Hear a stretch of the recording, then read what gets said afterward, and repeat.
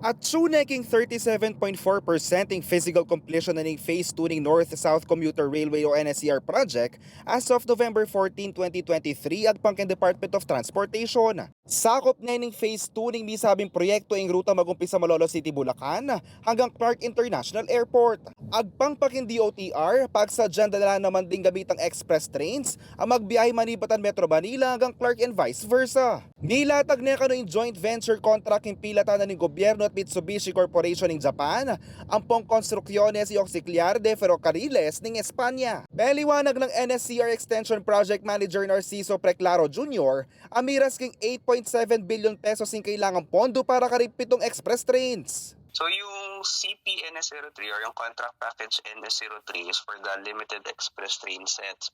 So meron tong 7 train set, tapos kada train set may 8 bagon or 8 rolling stock.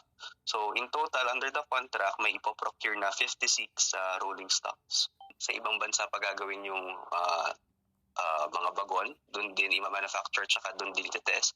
Tapos pagdating naman dito sa Pilipinas, pag-deliver dito, meron pa rin naman mga testing na gagawin. Basic in disenyo, mula iyang 160 km per hour ding express trains at elatok ng karing ega-naga ng istasyon dakalupaling normal train sets ang mamulay 120 km per hour. Pauling na nini, pwede na mag-commute mag-umpisa sa Clark papuntang Metro Manila, kilob na ning metro nga oras. Design siya to run at speeds of 120 kilometers per hour, and yung system natin at maximum capacity at peak capacity can handle one train every 3 minutes or 3-minute headways. Agpangkang Preclaro Jr., magamit lang ng express trains ustong fully operational na yung Phase 1 at Phase 2 ng proyekto asahan daw mayari kin 2029. Basic in disenyo na ni DOTR, atin niyang 51 train sets at 408 baguning mabilugan North-South Commuter Railway Project.